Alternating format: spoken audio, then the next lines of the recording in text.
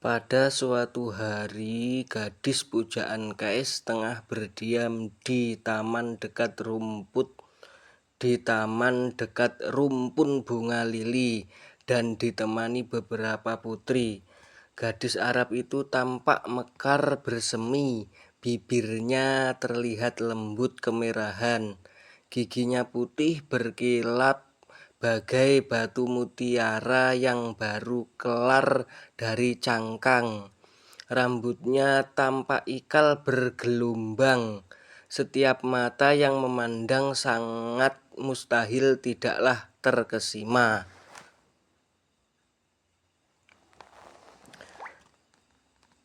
Sedang di luar taman tampak seorang pemuda gagah nan rupawan dari Bani Asad. Ia tengah berjalan-jalan menikmati cuaca yang indah. Ibnu Salam nama pemuda itu. Pemuda terhormat tersebut dari kalangan bangsawan. Manis tutur katanya, baik budi bahasanya, sopan, tidak sombong, dan memiliki kemauan kuat. Ia tidak akan pernah kesepian karena senantiasa ada orang yang bersedia menemani.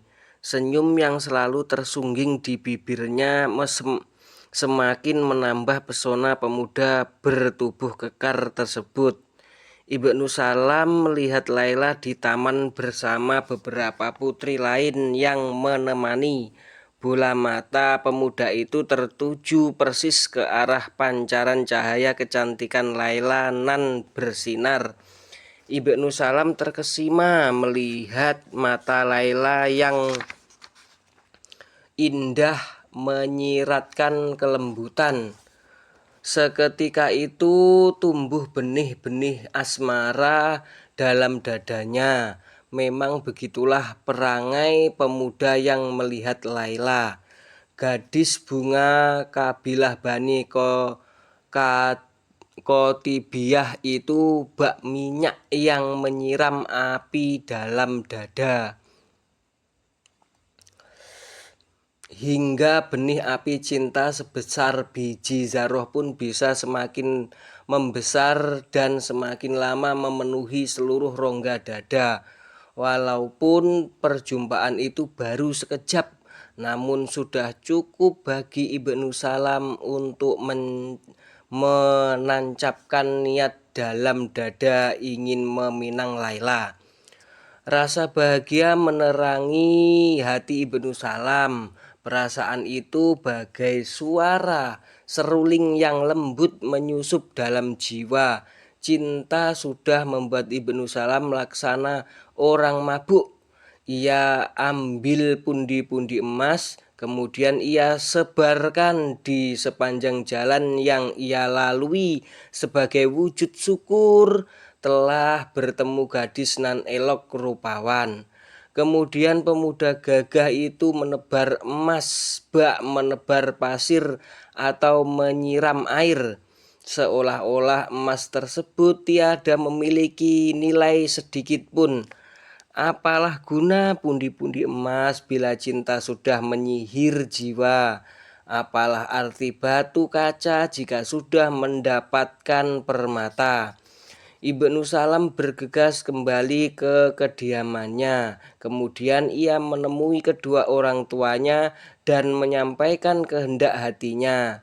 Wahai ayahanda, seorang putri yang lebih jelita dari bidadari surga telah mempesonakan aku. Bunga dari segala bunga telah bermekaran dalam hatiku. Kepada siapa lagi Ananda mohon pertolongan jika bukan kepada engkau? Wahai ayahanda, sudilah engkau melamar gadis yang telah mencuri cahaya mata dan hati itu untukku. Mendengar permintaan putranya, tidak ada yang mampu diperbuat oleh sang ayah selain menurutinya. Maka ia kumpulkan tetua kabilah untuk bermufakat menghantar kata membuhul ikatan tali suci dan mengusung nasab keluarga. Pada hari yang sudah ditentukan, berangkatlah rombongan kabilah Bani Asad menuju kediaman Laila di lembah Najem. Setelah beruluk salam dan bermanis bibir, lalu orang tua Ibnu Asad menyampaikan hajat kehadiran mereka. Wahai Tuan yang mulia, tiadalah kebahagiaan orang tua kecuali melihat putranya bahagia. Kami para tetua kabilah Bani Asad menghadap Tuan karena berhasrat membahagiakan putra kami. Ia adalah pemuda terbaik di kabilah kami, cakap, tampan dan baik budi. Kata-katanya bak semilir anginan menyejukkan, senyumnya laksana ombak di lautan. Hati putra kami telah terpaut pada putri kesayangan dan kebanggaan kabilah Tuan. Oleh sebab itu dengan rendahan hati kami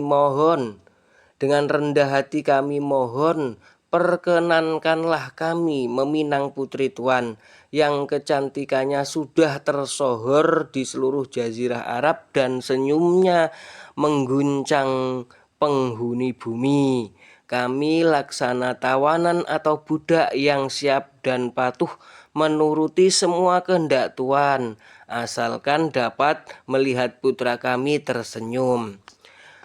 Kalimat ayahanda Ibnu Salam yang diucapkan dengan lemah lembut dan sopan itu membuat wajah ayah Laila berseri-seri.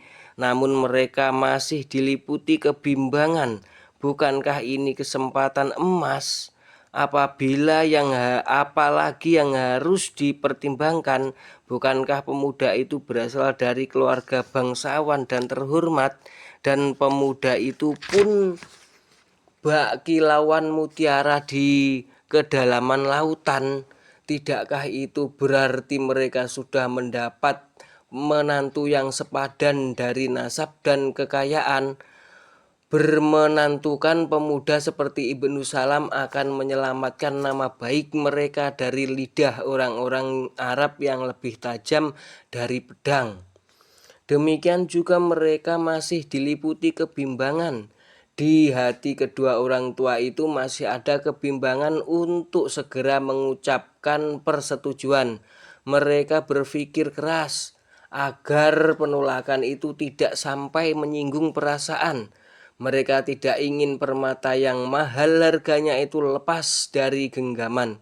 Mengapa harus buru-buru? Bukankah Laila belum menghabiskan usia kanak-kanak? Alangkah arifnya jika mereka memberi pengharapan pada utusan Bani Asad.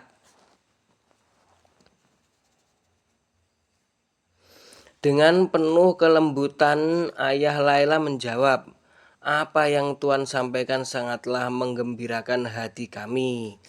Kabilah kami merasa tersanjung dan mendapatkan anugerah kehormatan dari Tuan. Namun ada baiknya Tuan bersabar barang sejenak. Jika Tuan-tuan mengamati dengan seksama, maka akan tampak putri kami belum matang benar. Ibarat buah ia belum masak, jika bunga belum seluruhnya mekar. Betapa sayang jika sudah dipetik. Tunggulah hingga tiba saat yang tepat.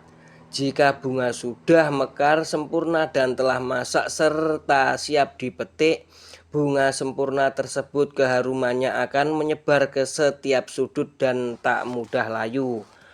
Buah delima yang indah itu masih hijau, namun akan tiba suatu saat nanti tali pernikahan akan mengikat pengantin wanita. Maka kami dengan rela hati menyerahkan putri kesayangan kami. Saat ini izinkanlah putri kami menikmati keceriaan masa kanak-kanaknya, agar kelak tidak menyesal. Biarkan ia bebas dan tanpa terikat." Janji yang diucapkan ayah Laila itu telah menghibur kabilah Bani Asad. Mereka maklum dengan penundaan itu. Bunga yang dipetik sebelum mekar tidak sedap bila dipandang. mewanginya pun belum sempurna. Jika dipaksa untuk dipetik sekarang, pasti akan membuat noda di kemudian hari. Seusai